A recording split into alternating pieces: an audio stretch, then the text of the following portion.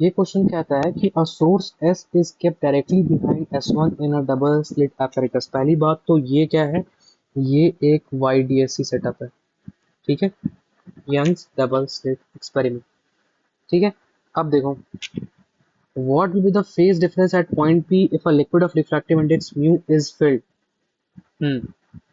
तो अगर अगर यहाँ पे हम बोलते हैं, हम्म,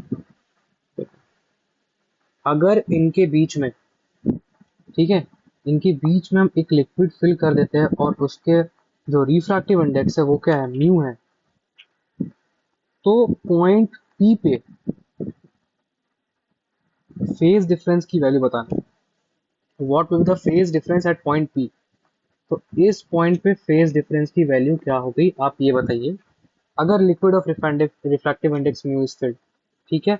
अब क्या बोल रहा है, wavelength of light is, sorry, wavelength of light जो है वो लैम्डा है due to the source assume that small L is very very greater than D, capital D is very very much greater than small D. भाई capital D यहाँ पे distance of slit from source है, sorry screen है, और small D मतलब क्या है, distance between the slit होगा, ठीक है। तो ये आपको कॉमन से पता होना चाहिए। अब देखो, अब क्या मैं बताना चाह रहा हूँ,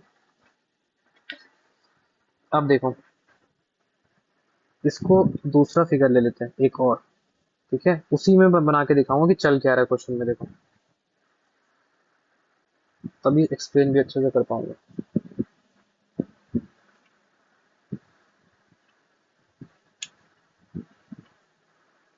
अच्छा, उसमें जो मैंने आपको बोला ना कि मैं आपको ये बताया ना कि देखो, पॉइंट पी पे क्या करना है, पॉइंट पी पे हमको फेज डिफरेंस निकालना है, ठीक है। तो पॉइंट पी पे फेज डिफरेंस तब निकालना है जब म्यू इंट्रोड्यूस हुआ, ठीक है, between the screen and the slit. अभी जो म्यू आया ना वो स्लिट और स्क्रीन के बीच में है, स्क्रीन एंड द स्लिट। अब क्या बोल रहा है सेकंड केस में कि सेकंड केस में तब निकालो जब म्यू इंट्रोड्यूस हो रहा है स्लिट और सोर्स के बीच में, समझ में आया? तो ये एस आपका सोर्स है। सेकंड पार्ट में, सेकंड पार्ट में म्यू, सेकंड पार्ट में, सेकंड पार्ट में म्यू जो है वो यहाँ आ रहा है, ठीक है। तो ये बी पार्ट हो गया। तो पॉइंट पी पे हमको फेज डिफरेंस निकालना है तब, पहला केस ये है कि जब स्लिट और सोर्स के बीच में म्यू का लिक्विड रिफ्रैक्टिव इंडेक्स वाले का भरा जाए, और दूसरे केस में सोर्स और स्क्रीन के बीच में भरा जाए। तो यहाँ जितना भी खेल होगा वो सब का सब पाथ डिफरेंस पे होगा, ठीक है। अब देखो कैसे कैसे क्या होता है। अच्छा, सोर्स इज डायरेक्टली प्लेस्ड है क्या, हाँ, S is kept directly behind the status one. तो ये पॉइंट रखना कि एस जो है वो डायरेक्टली बिहाइंड एस वन।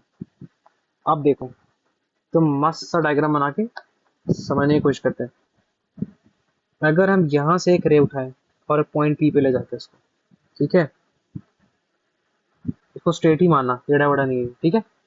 अब देखो, एक रे ऑफ लाइट ऐसे आया, फिर ये ray of light P point पे गया, कोई दिक्कत,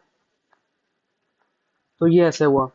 अब देखो, अब यहाँ से भैया ये रे ऑफ लाइट है, ये भी रे ऑफ लाइट है, दोनों के बीच का अगर हम परपेंडिकुलर ड्रॉ कर दे तो क्या मिल जाएगा, डेल्टा एक्स। तो ड्रॉ करके देखो, अगर हम यहाँ से ड्रॉ करते हैं,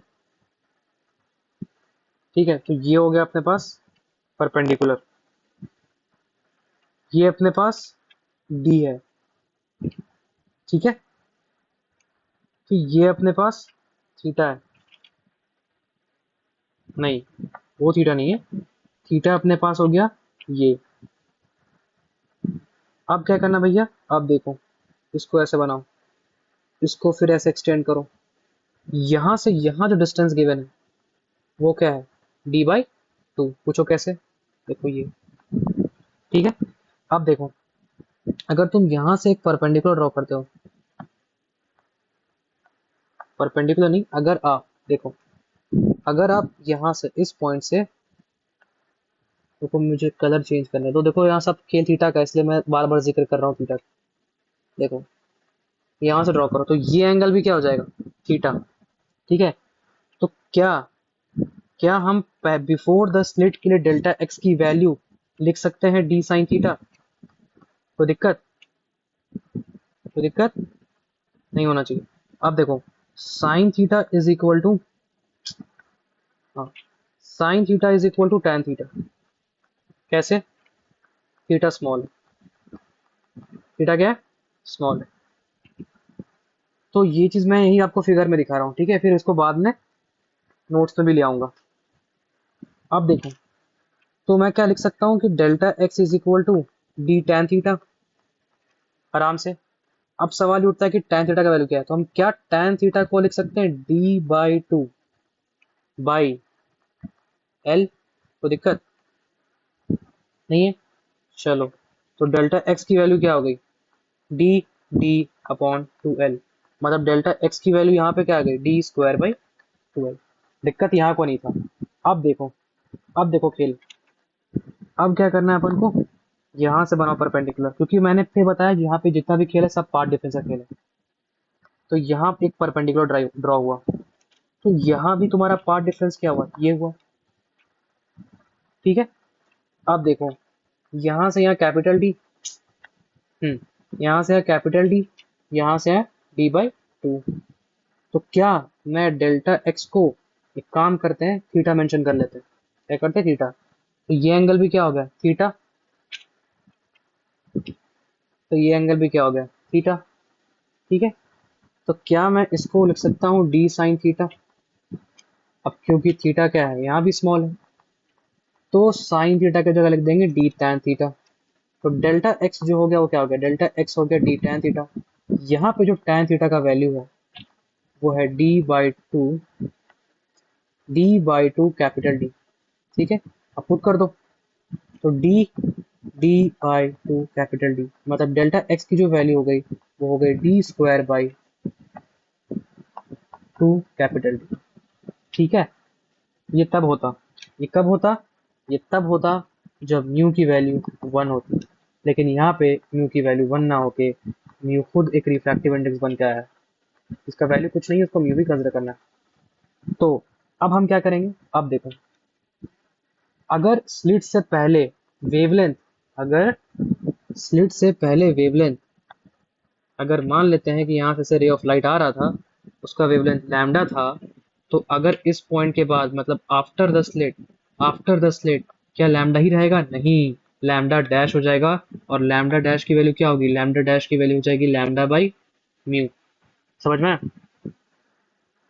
तो अगर हम इस पॉइंट पे फेज डिफरेंस निकालना चाहे, सॉरी, अब देखो, इस पॉइंट पे अगर हम फेज डिफरेंस निकालना चाहे तो ये हो जाएगा 2 पाई बाई लैम्डा डैश, ठीक है। और डेल्टा एक्स की वैल्यू क्या है, देखो ये D square by to capital D. तो क्या हम डेल्टा फाई को लिख सकते हैं, और याद रखें डेल्टा फाई कहाँ है, आफ्टर द स्लिट के लिए बोल रहे हैं, अभी हम बिफोर द स्लिट से नहीं देखें, ठीक है। डेल्टा फाई की वैल्यू क्या हो जाएगी, 2 पाई बाई लैम्डा न्यू मतलब lambda upon new D square by to D. बात खत्म। तो ये हुआ इसका आंसर। ये तब होता जब म्यू इक्वल टू 1 था। अब देखो पॉइंट पी पे क्या बोल रहा है ये, what will be the phase difference at P if the liquid of refractive index is mu is filled। तो अगर बोल रहा है between the slit and the screen, ठीक है। तो डेल्टा फाई की वैल्यू यहाँ पे हो गई 2 पाई बाई लैम्डा, ठीक है। तो एक काम करो ना, 2 से 2 काट दो, तो mu pi by lambda D square by to D, ये हो गया आफ्टर द स्लिट। यहाँ पे फाई की वैल्यू क्या थी, अगर हम यहाँ पे भी हम फेज डिफरेंस निकालें, फेज डिफरेंस की वैल्यू क्या हो जाएगी, 2 पाई बाई लैम्डा। यहाँ पे लैम्डा ही रहेगा क्योंकि यहाँ पे कोई भी, यहाँ पे बात एयर का हो रहा है और एयर में हम लैम्डा मान के चले गए। तो D square by two L, तो 2 से 2 कटा, तो यहाँ फाई की वैल्यू हो गई pi by lambda D square by two L. ये हो गया delta phi before the slit, before the slit. तो उसको हम फिर से लिख लेते हैं, delta phi is equal to pi by lambda D square by two L. अब क्या करना है, अब दोनों जो फेज डिफरेंस अपने पास आया, अपने पास जो दोनों फेज डिफरेंस है उसको नेट कर दो, ठीक है। क्योंकि हमसे पॉइंट पी पे पूछ रहा था फेज डिफरेंस, पॉइंट पी पे पूछ रहा था ना, तो पॉइंट पी पे आप अगर फेज डिफरेंस पूछ रहे हैं अपन से, तो इसकी वैल्यू क्या हो जाएगी बताओ। एक तरफ होगा आपका पाई by lambda D square by 2l, ठीक है, plus pi capital D by, capital D नहीं है वो, म्यू है, ये हो गया आपका mu small D square by 2d। अब देखो कॉमन क्या निकल रहा है, पाई कॉमन आया, 2 कॉमन आया, डी स्क्वायर कॉमन आया, तो क्या क्या बचा अपने पास देख लो। कुछ मिस्टेक नहीं होना चाहिए, ध्यान देना। ठीक है, ठीक है, तो यहाँ पे वैल्यू हो जाएगी 1/L plus mu by D, मतलब कि फाई नेट जो अपने को बोला था कि जब सोर्स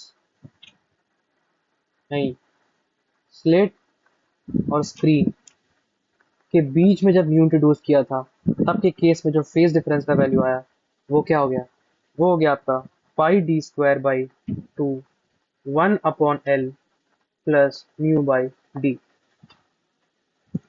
ठीक है। और कहीं पे लैम्डा तो नहीं छूट रहा ना मेरे को, सिर्फ लग रहा है कि मैं लैम्डा छोड़ रहा हूँ। हाँ देखो, आपने बोला था ना कि मैंने कहीं छोड़ा लैम्डा, देखो यहाँ पे, तो यहाँ पे और यहाँ पे भी एक लैम्डा, मतलब कि यहाँ भी लैम्डा आ जाएगा, ठीक है। तो इसका आंसर मतलब कि पहला वाला आंसर निकल गया। अब सवाल उठता है कि between the slit and source, तो देखो मैं आपको एक ओवरव्यू दे दे रहा हूँ कि यहाँ भी ये तब होता, अगर ये केस तब हो जाएगा पता है, ये केस तब हो जाएगा डेल्टा एक्स जो हमारे पास यहाँ पे आया था डी स्क्वायर बाई 2l आया ना। अब क्या बोल रहा है कि म्यू इस बार बीच में इंट्रोड्यूस हुआ है, इसके बीच में, मतलब कि सोर्स और स्लिट के बीच में म्यू ले आए, तो यहाँ पर डेल्टा फाई का जो वैल्यू आएगा ना, वो 2 पाई बाई लैम्डा अपॉन लैम्डा की वैल्यू चेंज हो गई, ठीक है। फिर डी स्क्वायर बाई 2l हो गया, 2 से 2 कट गया, तो यहाँ आ गया mu pi D square by L lambda.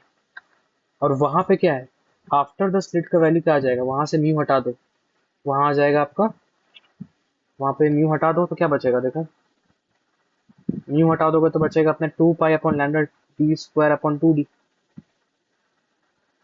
2 pi by lambda D square by 2d, D कटा, मतलब पाई डी स्क्वायर बाई डी लैम्ड। तो इसका तुम कर दो फाइनेट, तो दोनों को जोड़ दो तो क्या बनेगा देखो, पाई डी स्क्वायर, ठीक है, एक अपने पास ये वाला है और एक ये, दोनों को ऐड करना है, तो पाई डी स्क्वायर तो कॉमन दिख रहा है, mu by L plus 1/d। तो दूसरे केस में जो फाई की वैल्यू हो गई वो होगी pi D square by lambda, lambda को छोड़ना मत भाई, mu by L plus 1/d। देख लो, ये रहा इसका सोल्यूशन, बहुत अच्छा क्वेश्चन, बहुत प्यारा।